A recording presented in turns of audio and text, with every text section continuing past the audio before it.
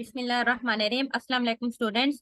हम फिजियोलॉजी का lecture start करने लगे हैं। ठीक है, मैं कल वाला टॉपिक ही दोबारा रिपीट करती हूँ क्योंकि कल फिर नेट जो है ना चला गया था, तो जिसको डिस्कनेक्ट हो गया था, तो मैं दोबारा वहीं से स्टार्ट करती हूँ। हमने स्टार्ट करना है कि रेगुलेशन ऑफ ब्रीथिंग या रिस्पायरेशन, जो हमारी ब्रीथिंग होती है, जो हम सांस लेते हैं, या रिस्पायरेशन होती है, यानी कि जो इंस्पायरेशन और एक्सपायरेशन होती है वो किस तरह से रेगुलेट होती है। ठीक है, तो रिस्पिरेशन जो बेसिकली हमारे सांस लेने का अमल होता है, जिसमें हम ऑक्सीजन अपने बॉडी के अंदर लेके जाते हैं और कार्बन डाइऑक्साइड जो है हमारी बॉडी से बाहर जाती है।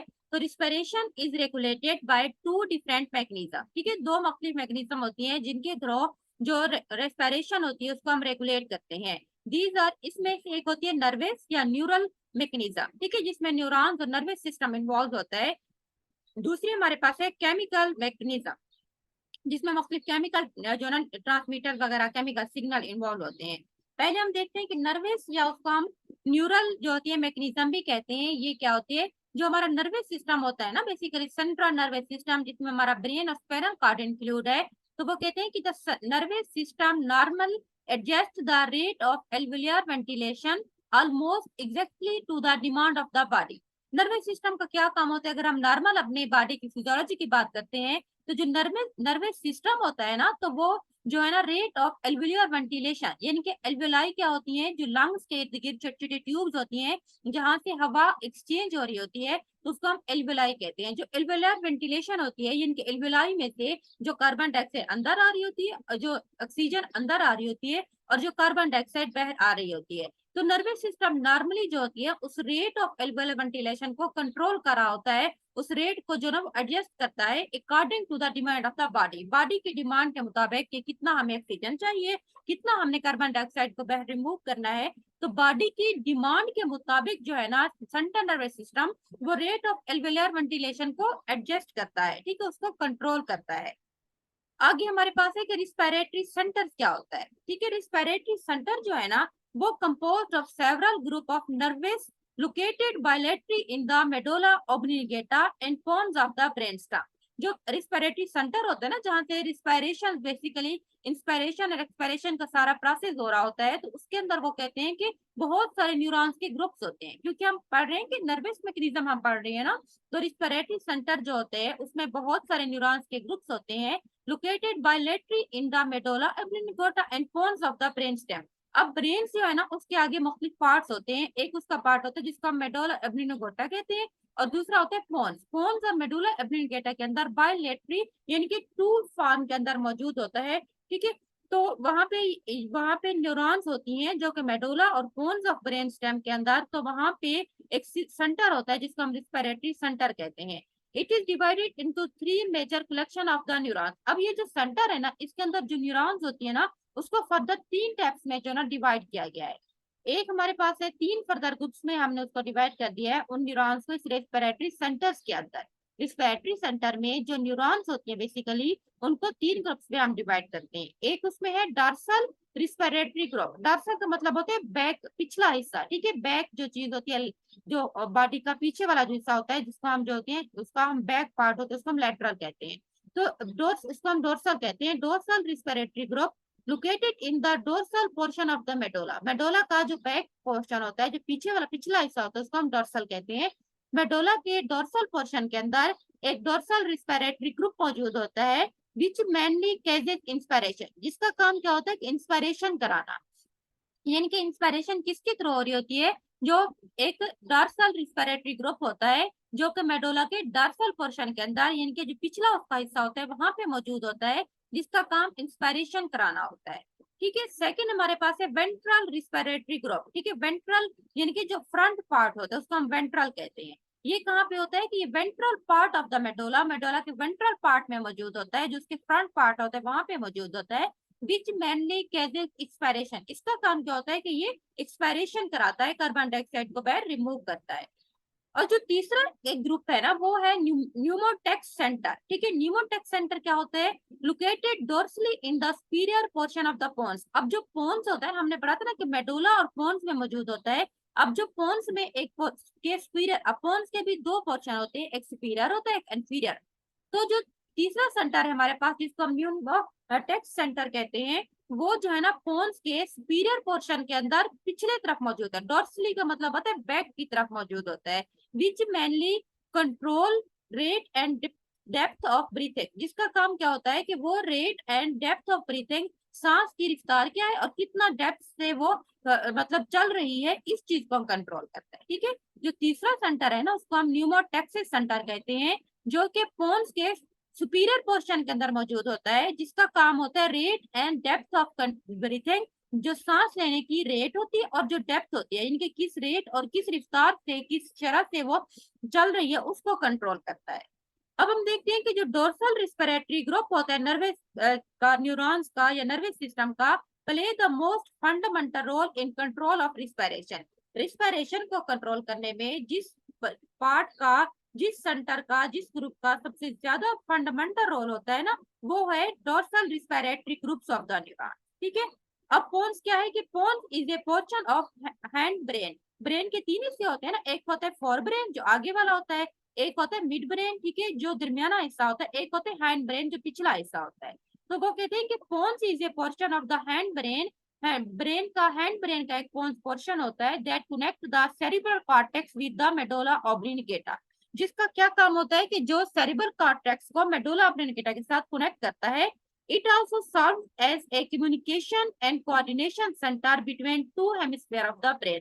ब्रेन के दो पार्ट के दरमियान जो है ना, जो यानी कि मिड ब्रेन के दरमियान या फोर ब्रेन के दरमियान या फोर ब्रेन और हैंड ब्रेन के दरमियान जो कम्युनिकेशन और कोऑर्डिनेशन सेंटर के तौर पर काम करता है उसको हम पोन्स कहते हैं।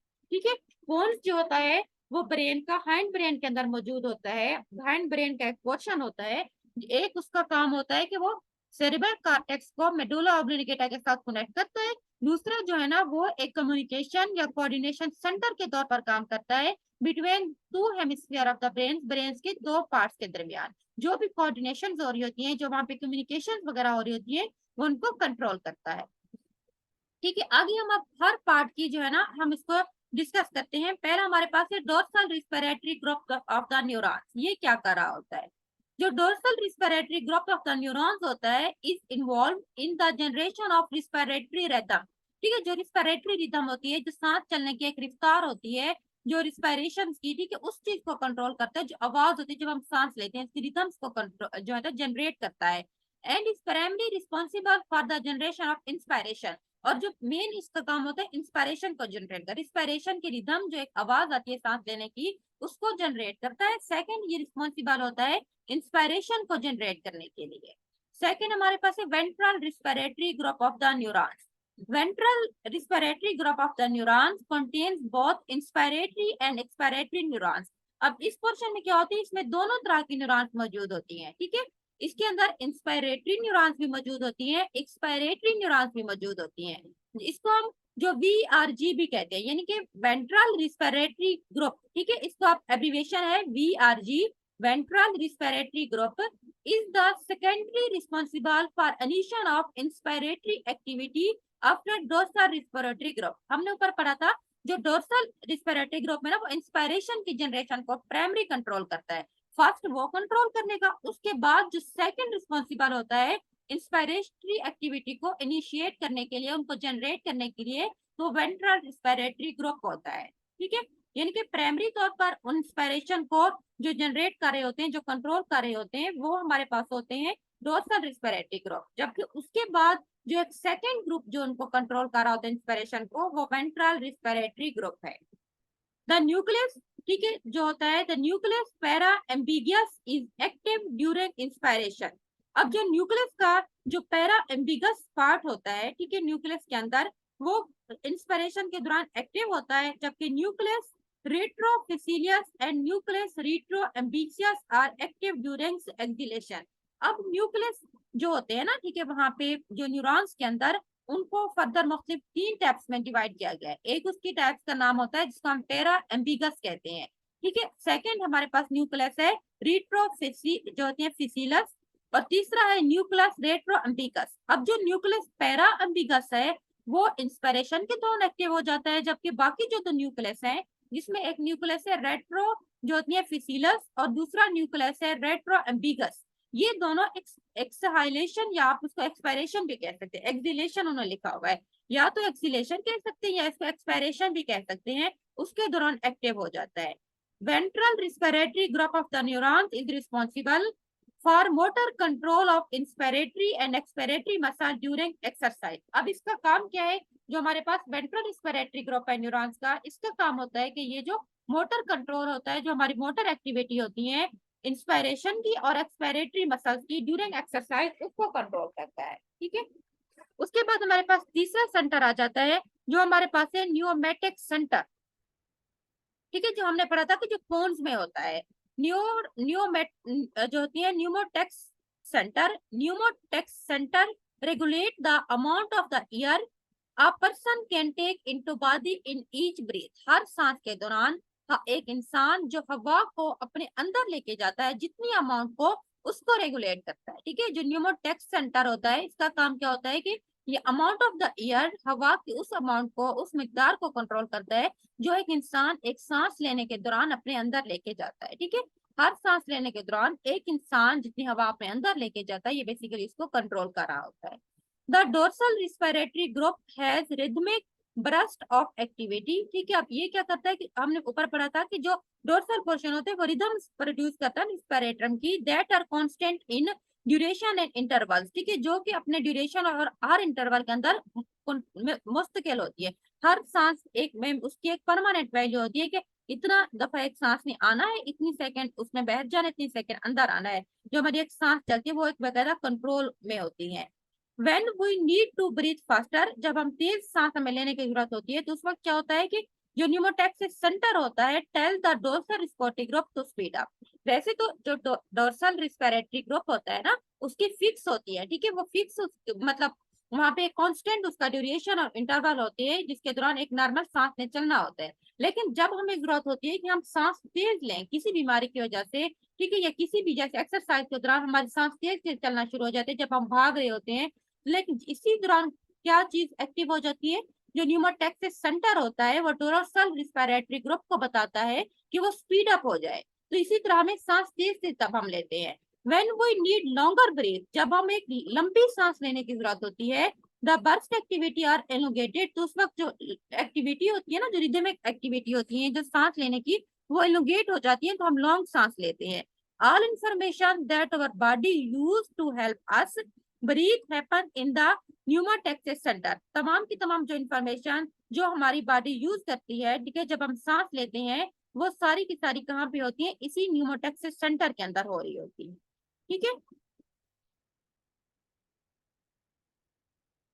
तो इसके अंदर हमने ये चीज पढ़ी है। तो हमने तीन सेंटर को डिस्कस किया। ठीक है, न्यूमोटैक्सिस सेंटर के अंदर बेसिकली जब हम सांस ले रहे होते हैं, उसकी वो तमाम अमाउंट को कंट्रोल कर रहा होता है। जब हमें सांस, एक नॉर्मल जो हमारी सांस होती है ना, वो फिक्स होती है कि हमने इतना, मतलब सेकंड में हमारी एक सांस आनी है, इतना सेकंड में हमारी दूसरी सांस आनी है। लेकिन जब हमें जरूरत होती है कि हम कहते हैं हम तेज तेज सांस लेना, फास्टर सांस, तो उसी टाइम ये जो सेंटर होता है, ये फौरन जो होती है डोर्सल ग्रुप को बताता है कि अब वो स्पीड अप हो जाए, यानी कि उसको ये इन्फॉर्मेशन आगे ट्रांसफर कर देता है। लेकिन जब हमें एक लॉन्ग सांस लेने की जरूरत होती है, हम चाहते हैं कि हम लॉन्गर ब्रीथ लें, लॉन्गर हम सांस लें, तो उसी सूरत में भी ये फौरी तौर पर आगे जो है ना सिग्नल देता है, जिसकी वजह से जो हमारी तमाम बर्स्ट एक्टिविटी होती है, तो वो फौरी तौर पर इलोंगेट हो जाती है, लंबी हो जाती है, जिसकी वजह से हम लंबे लंबे सांस लेते हैं।